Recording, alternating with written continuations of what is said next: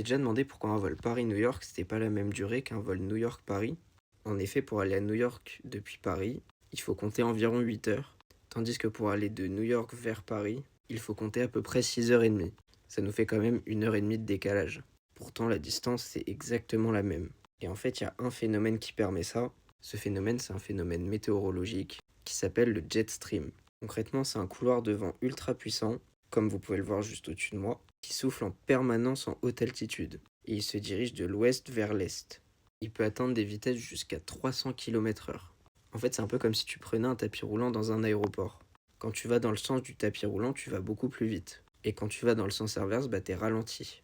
Et c'est exactement la même chose avec un avion.